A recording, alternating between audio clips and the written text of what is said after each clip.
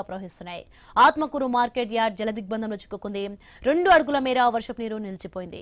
ఆరబోసుకున్న మొక్కజొన్న తడిసిపోయిందని రైతులు ఆవేదన చెందుతున్నారు. మార్కెట్ యార్డ్ లో తడిసిన మొక్కజొన్నను రెవెన్యూ వ్యవసాయ అధికారులు పరిశీలించారు. ఇక రైతులకు న్యాయం చేస్తామని హామీ ఇచ్చారు. పాములపాడు మండలంలోని ఇస్కాల గ్రామం వరద ముంపులో ఉంది. ఈ ఊరికి రాకపోకలు బంద్ అయ్యాయి. ఆత్మకూరు రెవెన్యూ డివిజన్లోని పాములపాడు, కొత్తపల్లి, వెలుగోడు మండలాల్లో ఎడతెరిపి లేకుండా వర్షం కురుస్తోంది.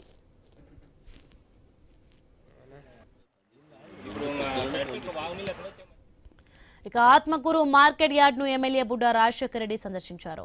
మొక్కజొన్న రైతులను పరామర్శించారు. పంటలు నష్టపోయిన వారిని అన్ని రకాలుగా ప్రభుత్వం ఆదుకుంటుందని హామీ ఇచ్చారు.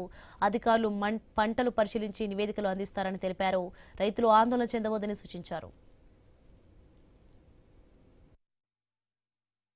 ఏదైతే ఈరోజు క్రాప్ డ్యామేజెస్ మనకు ఉన్నాయో, ఈరోజు మన ఆత్మకూరు మార్కెట్ యార్డ్ లో కృష్ణాపురం గ్రామానికి సంబంధించిన రైతులు ఇక్కడ ఆరబోసుకోవడం జరిగింది. వాళ్ళకి మొత్తం ఆల్మోస్ట్ డ్యామేజ్ అయినాయి. అది కాకుండా ఇంకా చాలా చోట్ల రోడ్ల మీద కానీ వాళ్ళ కళ్ళాలలో కానీ రైతులు కూడా ఇంకా చాలా వరకు ఆరబోసుకున్నట్టు ఉంటాయి. ఏది మేజ్ అండి మొక్కజొన్న. అదే కాకుండా వరి కూడా చాలా అన్ని మండలాలలో ఇక్కడ ఈ నియోజకవర్గం దాదాపు వరి ఉంటుంది కాబట్టి అన్ని మండలాలలో వరి పడిపోవడం కానివ్వండి, వాటర్ ఎక్కువ మునిగిపోవడం కానీ ఇవన్నీ కూడా జరిగినాయి. ఇవాళ ఉదయమే మన ఇన్ఛార్జ్ మినిస్టర్ గారు ఫైనాన్స్ మినిస్టర్ కేశవ్ గారితో కూడా మాట్లాడడం జరిగింది. కలెక్టర్ గారితో మాట్లాడడం జరిగింది. స్వయాన ఈరోజు జేసీ గారే మన నియోజకవర్గానికి కూడా రావడం జరిగింది.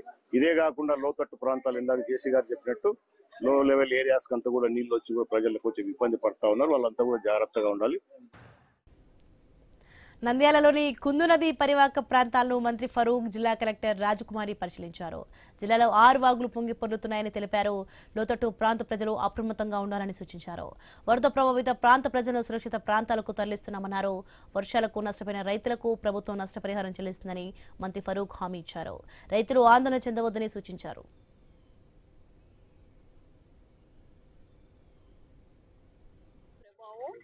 నిన్న సాయంత్రం 5 గంటల నుంచి మొదలైంది. హెవీ టు హెవీ రెయిన్ఫాల్ మన జిల్లాలో నమోదైంది. ఓవరాల్ గా జిల్లా అంతా చూస్తే 9 సెంటీమీటర్స్ యావరేజ్ రెయిన్ఫాల్ పడినప్పటికీ 26 సెంటీమీటర్ల వర్షపాతం శ్రీశైలంలో అత్యధికంగా పడింది. తర్వాత వెలుగోడు, ఆత్మకూరు, మహానంది, జూపాడు బంగ్లా, నంద్యాల అర్బన్ లో 12 సెంటీమీటర్ల పైన పడింది. తర్వాత బండి ఆత్మకూరు, రుద్రవరం, నందికొట్కూరు, నంద్యాల రూరల్ 10 సెంటీమీటర్ల పైన పడింది. అంటే దగ్గర మనకి 10 మండలాలు 10 సెంటీమీటర్లు పడిన వర్షపాతం, పైబడి వర్షపాతం నమోదైంది. అధికారులు కానీ మమ్మల్ని కానీ నిద్రపోలేదు. ఎందుకంటే ప్రజలు ప్రాణాలు ముఖ్యం. ప్రజల ప్రాణాలతో పాటు పంటలు కూడా కాపాడాలి. కాబట్టి ప్రజలకు సురక్షితమైన ప్రదేశాల్లో మరి కావాల్సిన రిహాబిలిటేషన్ క్యాంపులు ఏర్పాటు చేసి మరికి ఎప్పటికప్పుడు పర్యవేక్షణ చేసిన బాధ్యత మరి కలెక్టర్ గారితో ముఖ్యమంత్రి గారు ప్రతి 3 గంటలకు ఒకసారి మాట్లాడుతూ ఉన్నారు. మరి నిన్న రాత్రి కూడా నేను కానీ, కమిషనర్ గారు కానీ, ఇంజనీర్లు కానీ, ఆర్డీఓ గారు, ఎంఆర్ఓ గారు అందరూ కూడా ఇక్కడ తిరిగాం. మళ్ళీ ఈ గారు ఎగ్జిక్యూటివ్ ఇంజనీర్ గారు, మన వాటర్ వర్క్స్ కేసీ కిరణ్ గారు కూడా ఉన్నారు. మరి ఎంత వాటర్ నీళ్లు పడినాయో కలెక్టర్ గారు చెప్పారు. 26 టీఎంసీ సెంటీమీటర్ల వర్షం, అంటే 260 మిల్లీమీటర్ల వర్షం శ్రీశైలంలో పడి ఆ వాటర్ అంతా కిందకే రావాలా. అధికారులు కానీ